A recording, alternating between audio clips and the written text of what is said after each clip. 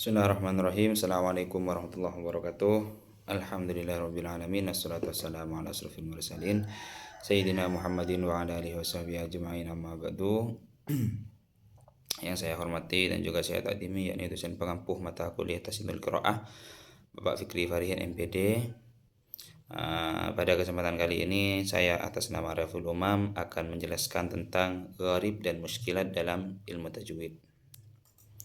Pertama yaitu tentang pengertian gharib dan muskilat. Gharib itu berasal dari bahasa Arab yang artinya asing, tersembunyi atau samar.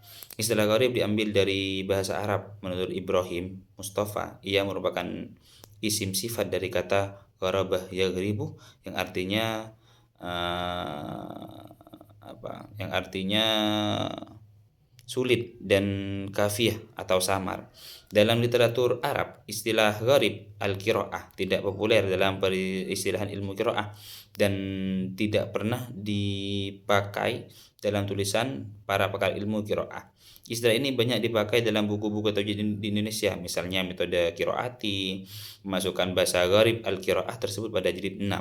Dalam proses pembelajaran al-qiraah, terkadang pembelajaran dihadapkan pada munculnya bacaan-bacaan Al-Quran yang tidak sesuai dengan kaidah bunyi dalam ilmu al-aswad atau ilmu suara, ya, al-aswad suara. Bacaan-bacaan tersebut dikenal dengan istilah gharib. Disebut demikian karena bacaan tersebut nyeleneh atau menyimpang dari kaidah yang sebenarnya. Seperti itu penjelasan tentang gharib. Muskilat. Pengertian muskilat yaitu bacaan yang harus hati-hati. Muskilat menurut Suwarno adalah bacaan-bacaan yang antara tulisan dan cara membacanya berbeda. Hal ini bertujuan agar dalam membacanya lebih berhati-hati dan terhindar dari kesalahan membaca. Beberapa sebab terjadinya perbedaan. Pertama, di sini ada huruf yang tertulis tapi dibaca dengan suara atau bunyi lain. Ada huruf dalam kata tertulis tapi tidak dibaca. Dan juga ada yang ketiga, ada tawu dan sifir. Ya, maksudnya bulatan kecil di atas alif. Itu banyak ya, terutama di inna biasanya. Dan di sini macam-macam gharib dan muskilat serta cara membacanya.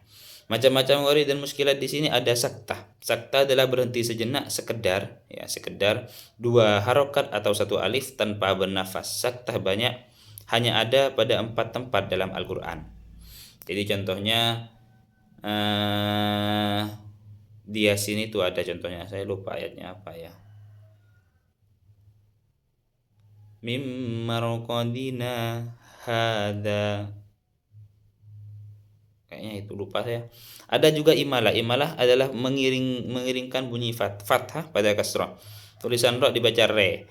Bacaan imalah ini terdapat dalam surah Al-Hud ayat 41. Manjareha itu. Ismam adalah menampakkan dhammah yang terbuang dengan isyarat bibir, atau dengan pengertian lain, ismam adalah bibir mencucu di tengah-tengah dengung sebagai isyarat bunyi dhammah. Itu adalah imalah. Ada juga tashil. Tashil adalah membaca hamzah kedua dengan samar antara hamzah dan alif. Adapun hamzah pertama tetap dibaca jelas. Jamiyun. Itu seperti itu. Terus ada juga nakal. Nakal adalah memindahkan harakat kasrah pada huruf sebelumnya. Ada juga ayat-ayat sajidah. Ayat sajidah di sini setiap orang membaca Al-Quran ataupun mendengarnya bila kebetulan sampai akhir.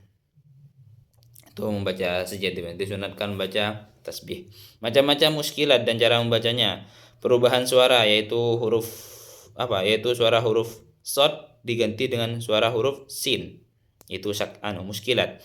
Ada juga huruf ra dibaca tebal. Biasanya jika ada ra sukun didahului dengan harakat kasrah, maka ra tersebut dibaca tipis. Tapi pada kata-kata tertentu justru harus dibaca tebal.